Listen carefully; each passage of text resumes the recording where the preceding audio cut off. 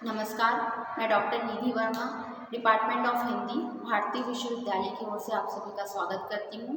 कल जैसे हमने पिछली कक्षा में भी न्यायादर्श के कुछ अर्थ परिभाषाओं पर हमने पढ़ा था। आज का है टॉपिक, आज न्यायादर्श में हम देखते हैं कि न्यायादर्श का प्रकार क्या है, न्यायादर्श सर्वेक्षण के लाभ क्या है, न्यायादर्श सर्वेक्षण की विभिन्न चरण क्या क्या हैं। तो किन किन प्रकारों को हम ध्यान में रखते हुए हम अपनी शोध के कार्य को करते हैं।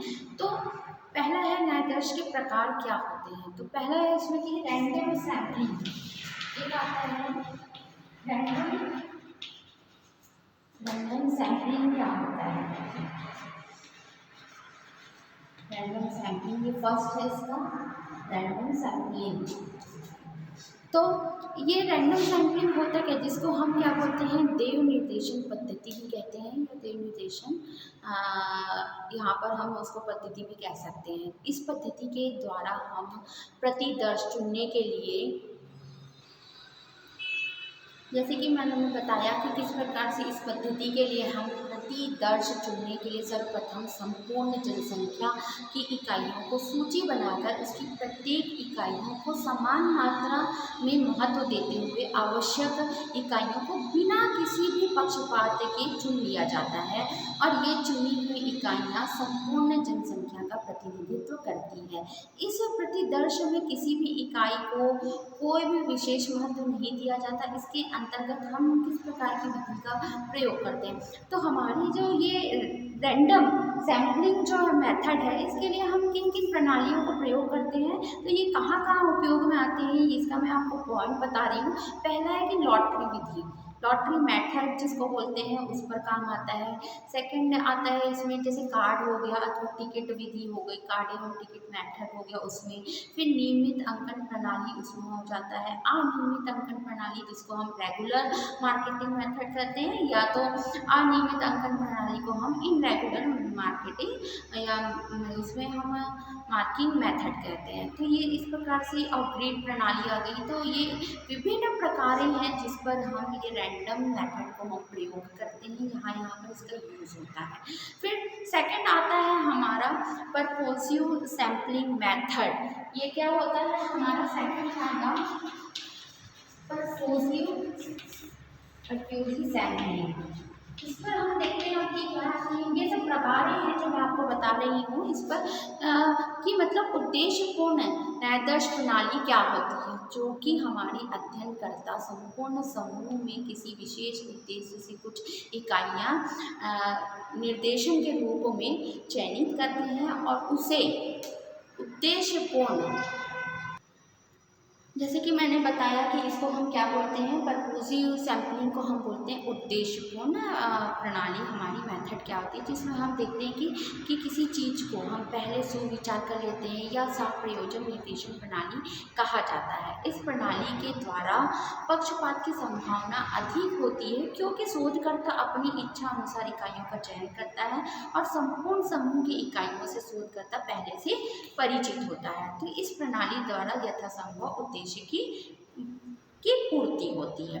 तो ये देखिए हम किसी उद्देश्य को लेकर ही कर रहे हैं, तो उद्देश्य की पूर्ति होना तो यहाँ पर हमारा संभव ही है, क्योंकि हम उसी को हम वहाँ पर प्रूफ करना चाह रहे हैं। फिर आता है थर्ड हमारा क्या होता है, तो आता है यहाँ पर सर्टिफाइड सैम्पलिंग मेथड, मतलब वर्गीय यहाँ पर न्यायाधीश प्रणाली हम बोल सकते हैं इसको। तो ये क्या होता है, तो यहाँ पर मैं आपको बताना चाह रही हूँ फिर कि थर्ड पॉइंट क्या हमने बताया है कि यहाँ पर हमारा आ जाता है स्ट्रेटिफाइड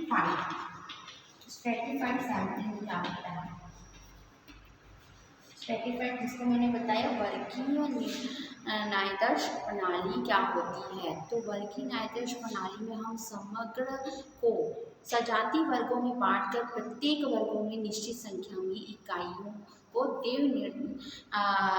निदर्शन आधार पर चयनित की जाती है, जिसमें शोधकर्ता समग्र की सभी विशेषताओं के बारे में जानकारी प्रदान कर देता है। इसी आधार पर वह संपूर्ण को वर्गीकरण में बांट देता है। इसके बाद वह प्रत्येक वर्गों में से वह एक एक करके न्यायाधीश का चयन करता है और सभी वर्गों को अलग अलग न्यायाधीश चुनकर इन्हें मिला दिया जाता है। इसके साथ वह संपूर्ण न्यायाधीश प्राप्त हो जाता है। इसके अतिरिक्त हम देखते हैं कि और भी बहुत सारी प्रणाली है जिसका हम प्रयोग हम न्यायाधीश में करते हैं, कि जैसे कि क्षेत्रीय न्यायाधीश प्रणाली क्या होती है।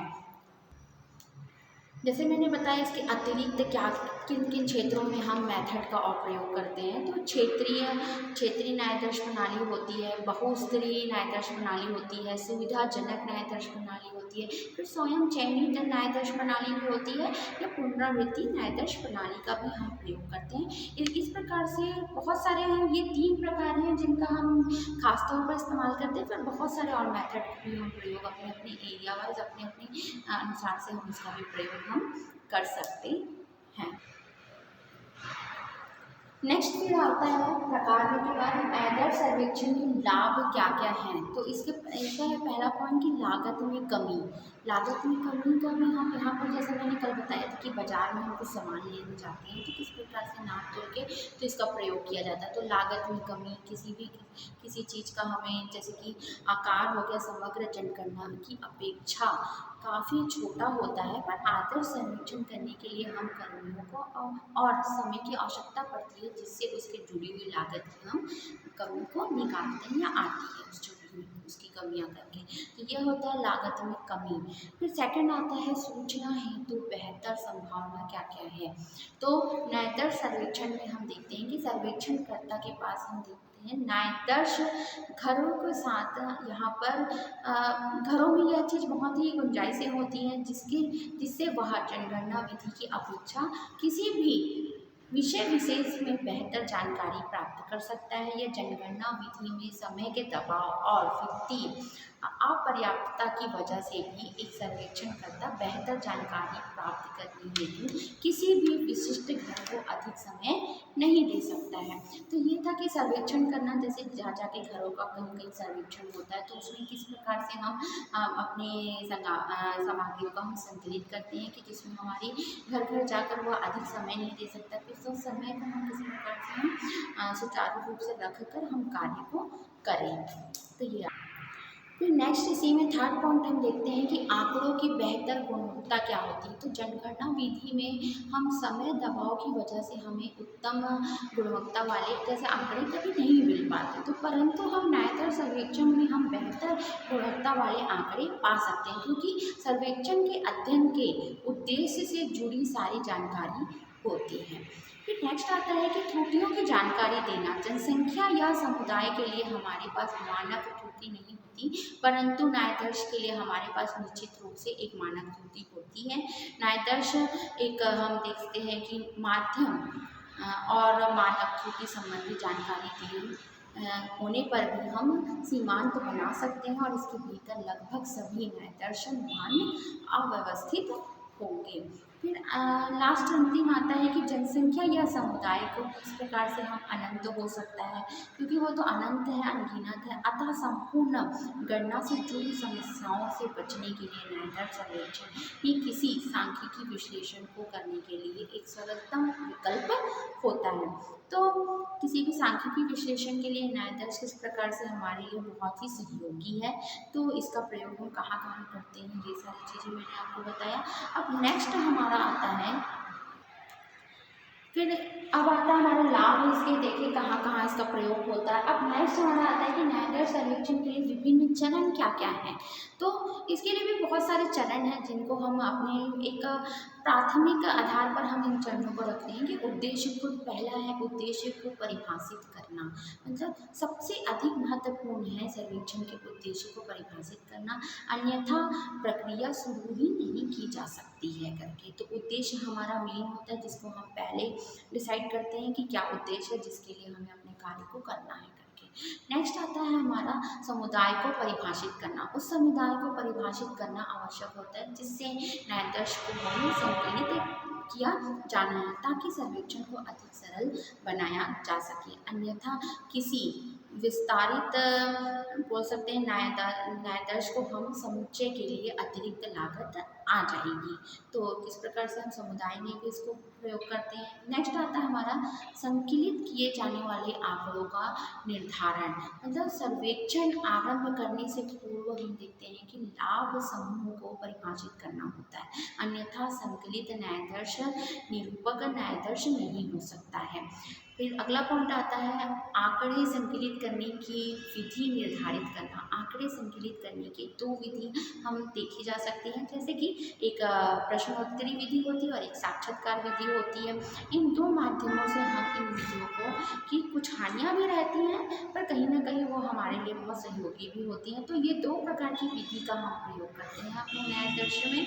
कि पहला आता है हमारा कि प्रश्नावली में हम विधि का उपयोग करते हैं जिसमें उत्तरकर्ता सभी प्रश्नों के उत्तर संभवतः ना दे पर अथवा इतना देता है कि जिससे वो हमारा काम बेहतर हो सकता है। ऐसी स्थिति में बेहतर विश्लेषणात्मक प्रणाली के लिए उन समितियों को हम निकाल सकते हैं।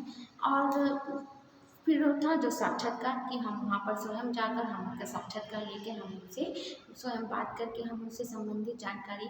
तो कई प्रकार की जो विधि इनका प्रयोग हम अपने न्यायाधीश सर्वेक्षण में हम करते हैं और हम अपना सामग्री हमें प्राप्त हो जाती है। तो आज का टॉपिक यहीं पर समाप्त होता है और ये न्यायाधीश आज यहाँ पर या समाप्त भी हो गया कि किन किन हमें चढ़ने प्रकार लाभ और इसकी हम परिभाषा सारी चीज़ें देख चुके हैं। अब नमस्कार आज के लिए।